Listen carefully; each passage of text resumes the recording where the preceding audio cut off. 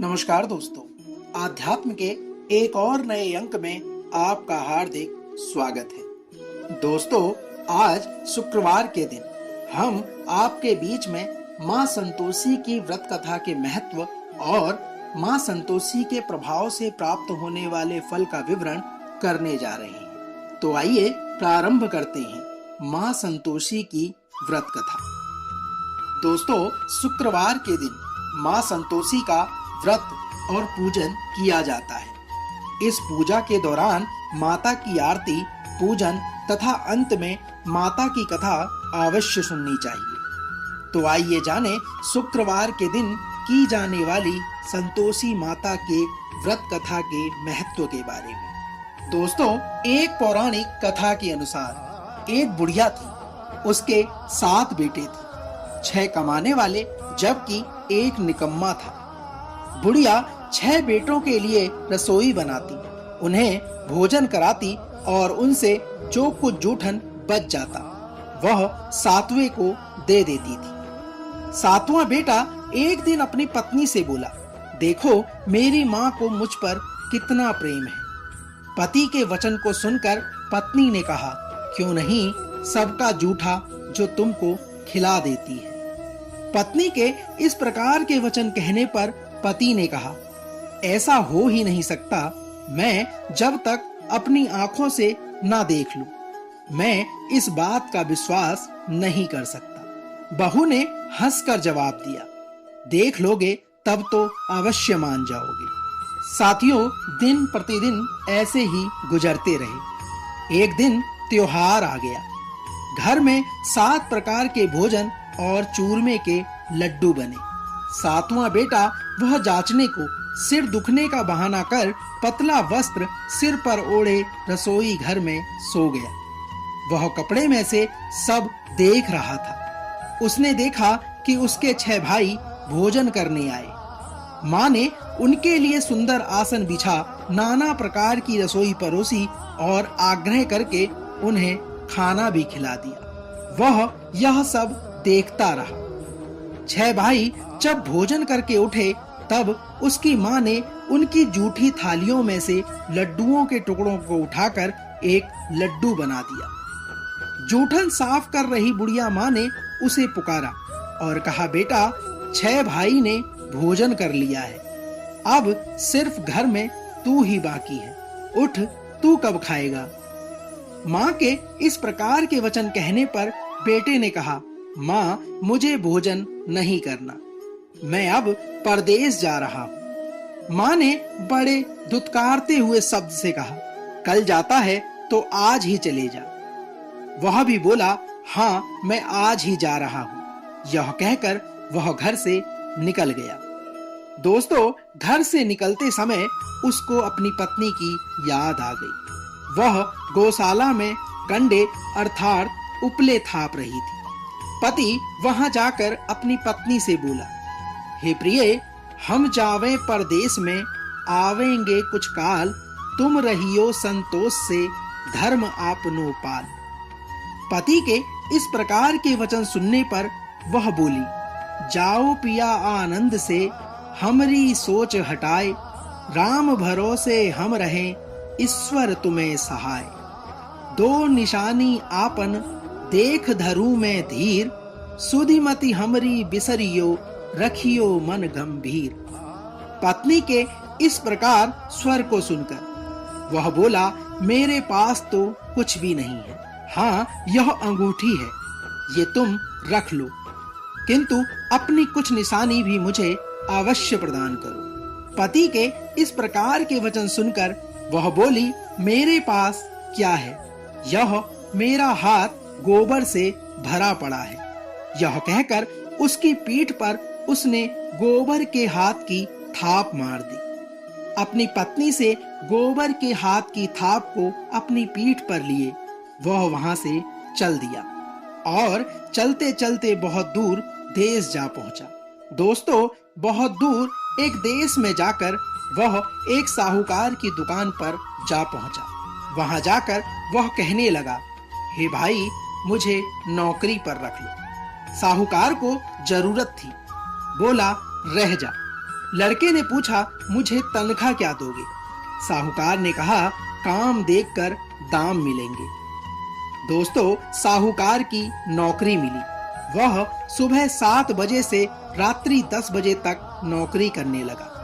कुछ दिनों में दुकान का सारा लेन देन, हिसाब किताब, ग्राहकों को माल बेचना, वह सारा काम करने लगा। साहूकार के 7-8 अन्य नौकर भी थे। वे सब चक्कर खाने लगे। उन्होंने कहा, यह तो बहुत होशियार बन गया है। जब सेठ ने भी उस लड़के का कार्य देखा तो 3 महीने में ही उसे आधे मुनाफे का हिस्सेदार बना लिया। वह कुछ वर्ष में ही नामी सेठ बन गया और मालिक अपना सारा कारोबार उस पर छोड़कर चला गया। दोस्तों, इधर उसकी पत्नी को उसकी सास दुख देने लगी। सारी गृहस्थी का काम करा के उसे लकड़ी लेने जंगल में भेज देती। इस बीच घर में आटे से जो भूसी निकलती उसकी रोटी बनाकर रख दी जाती और फूटे नारियल की नारेली में पानी दिया जाता। एक दिन वह लकड़ी लेने जा रही थी। उसने देखा कि बहुत सी स्त्रियां संतोषी माता का व्रत कर रही हैं। वह भी वहां खड़ी होकर कथा सुनने लगी और उसने एक बहन से पूछा, हे बहन, तुम किस देवता का व्रत करती हो और इसके करने से क्या फल प्राप्त होता है? यदि तुम इस व्रत का विधान मुझे समझाकर कहोगी तो मैं तुम्हारा बड़ा एहसान मानूंगी। उसके इस प्रकार के वचन सुनने पर उसमें से एक स्त्री ने कहा, हे बहन सुनो, यह संतोषी माता का व्रत है। इसके करने से निर्धनता, दरिद्रता का नाश होता है और जो कुछ मन में कामना होती है वह सब संतोषी माता की कृपा से अवश्य पूर्ण होती है। तब उसने आगे आग्रह किया, हे बहन, क्या तुम मुझे इस व्रत की विधि को बता सकती हो? उसके इस प्रकार के प्रश्न करने पर उस महिला ने उत्तर दिया।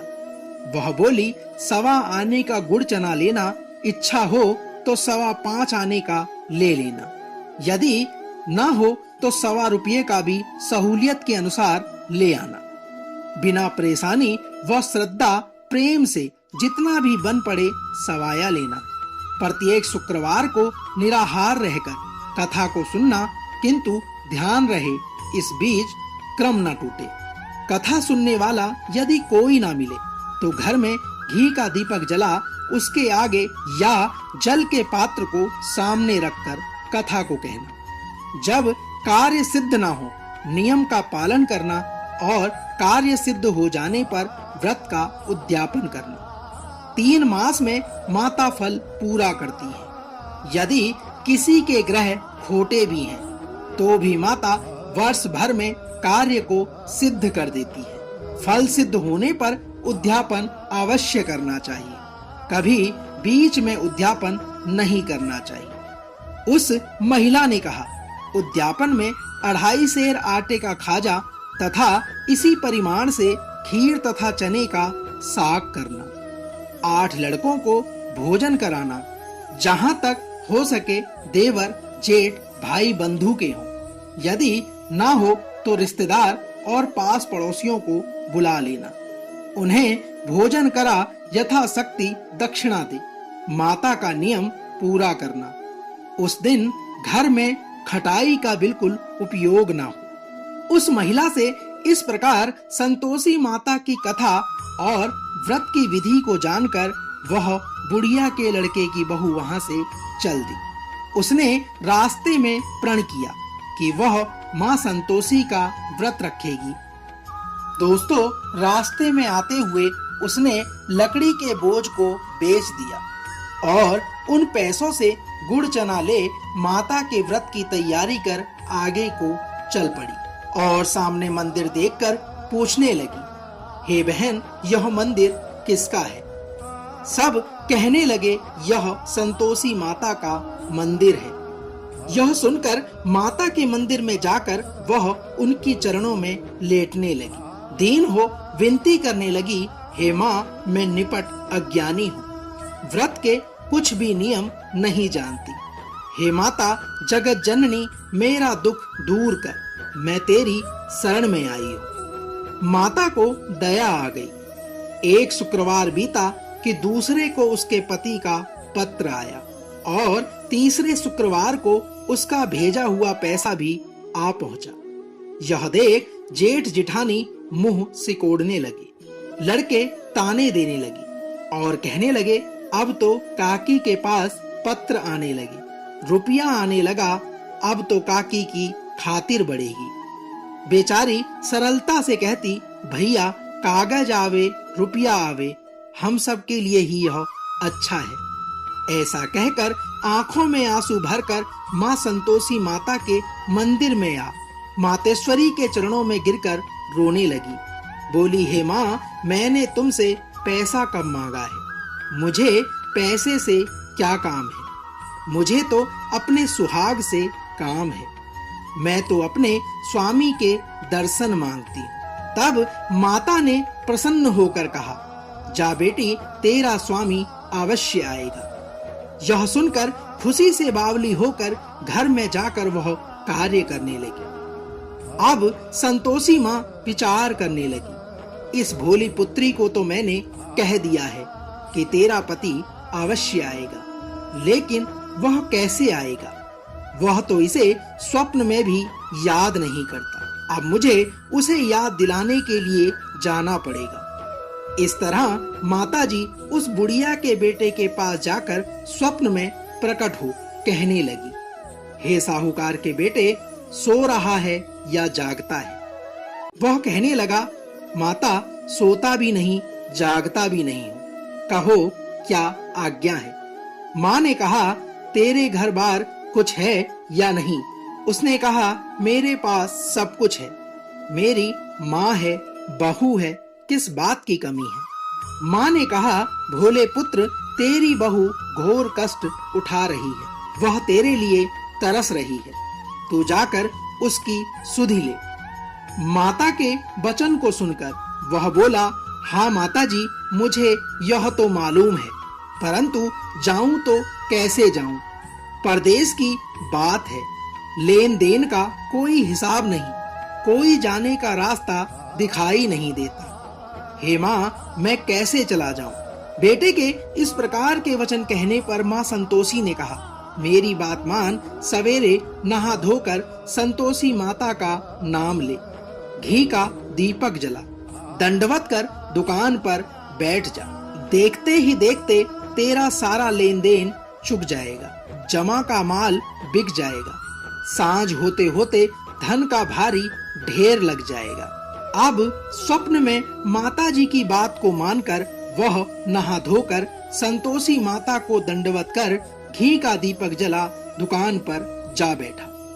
थोड़ी देर बाद उसने देखा कि देने वाले रुपया देने लगे, लेने वाले हिसाब लेने लगे, कोठे में भरे सामान के खरीदार नगद दाम दे सौदा करने लगे। शाम तक धन का भारी ढेर लग गया। वह मन में माता का नाम ले चमत्कार देख प्रसन्न हो घर ले जाने के वास्ते गहना कपड़ा सामान खरीदने लगा। यहाँ काम से निपट तुरंत घर को रवाना हो गया। दोस्तों, उधर उसकी पत्नी जंगल में लकड़ी लेने जाती है। लौटते वक्त माताजी के मंदिर में विश्राम करती है। वह तो उसके प्रतिदिन रुकने का जो स्थान ठहरा। धूल उड़ती देख वह माता से पूछती है, हे माता, यह धूल कैसे उड़ रही है? बेटी के कहने पर माँ ने कहा, हे पुत्री, तेरा पति आ रहा है। अब तू ऐसा कर, लकड़ियों के 3 बोझ बना ले, एक नदी के किनारे रख और दूसरा मेरे मंदिर पर, वह तीसरा अपने सिर पर। तेरे पति को लकड़ियों का गट्ठर देख मोह पैदा होगा, वह यहाँ रुकेगा, नाश्ता पानी खाकर माँ से मिलने जाएगा। तब तू लकड़ियों का बोझ उठाकर जाना और चौक में गट्ठर डालकर जोर से आवाज लगाना, लो सासू जी, लकड़ियों का गट्ठर लो, भूसी की रोटी दो, नारियल के खोपड़े में पानी दो, देखो आज कौन मेहमान आया है। माताजी से बहुत अच्छा कह वह प्रसन्न मन से लकड़ियों की 3 गट्ठर को बनाने लगी। एक गट्ठर को नदी के किनारे पर और एक माताजी के मंदिर पर रख दिया। दोस्तों, आगे की कथा बहुत ही रोचक और सौभाग्य प्रदान करने वाली है। दोस्तों, इतने में मुसाफिर आ पहुंचा। सूखी लकड़ी देख उसकी इच्छा उत्पन्न हुई कि हम यहीं पर विश्राम करें और भोजन बनाकर खा पी कर गांव जाएं। इस तरह रुककर भोजन बना, विश्राम करके गांव की ओर चल पड़ा। वह सबसे प्रेम से मिला। उसी समय सिर पर लकड़ी का गट्ठर लिए वह उतावली सी आती थी। लकड़ियों का भारी बोझ आंगन में डालकर जोर से 3 आवाज दी। लो सासू जी, लकड़ियों का गट्ठर लो, भूसी की रोटी दो, आज कौन मेहमान आया है। दोस्तों, बहू के इस प्रकार के वचन को सुनकर उसकी सास बाहर आकर अपने दिए हुए कष्टों को भुलाने हेतु कहती है, बहू ऐसा क्यों कहती है? तेरा मालिक ही तो आया है, आ बैठ, मीठा भात खा, भोजन कर, कपड़े गहने पहन। अपनी पत्नी की आवाज को सुनकर उसका पति बाहर आ गया और अंगूठी को देख व्याकुल हो गया। उसने अपनी माँ से कहा, हे माँ, यह कौन है? उसकी माँ बोली, बेटा, यह तेरी बहू है। जब से तू गया है तब से सारे गांव में भटकती फिरती है, घर का कोई कामकाज नहीं करती, 4 पहर आकर खाना खा जाती है। माँ के इस प्रकार के वचन सुनकर पुत्र ने कहा, ठीक है माँ, मैंने इसे भी देखा है और तुम्हें भी। अब दूसरे घर की ताली दे दो, मैं उसमें जाकर रहूंगा। बेटे के इस प्रकार के कहने पर माँ ने कहा, ठीक है बेटा, जैसे तेरी मर्जी। तब वह दूसरे मकान की 3री मंजिल का कमरा खोल सारा सामान वहां रखकर रहने लगा और एक दिन में राजा के महल जैसा ठाट बाट सा बन गया। अब क्या था, बहू सुख भोगने लगी। इतने में शुक्रवार आ गया। शुक्रवार आते ही उसकी पत्नी ने अपने पति से कहा, हे प्राणनाथ, मुझे संतोषी माता के व्रत का उद्यापन करना है। पत्नी के कहने पर पति ने कहा, खुशी से करो। वह उद्यापन की तैयारी करने लगी। जेठानी के लड़कों को भोजन के लिए कहने गई, उन्होंने मंजूर किया, परंतु पीछे से जेठानी ने अपने बच्चों को सिखाया, देखो, भोजन के समय खटाई मांगना, जिससे उसका उद्यापन पूरा ना हो सके। लड़के खाना खाने आए और खीर खाना खाकर पेट भर जाने के बाद कहने लगे, हमें खटाई दो, खीर खाना हमको नहीं भाता। इसे देखकर अरुचि पैदा होती है।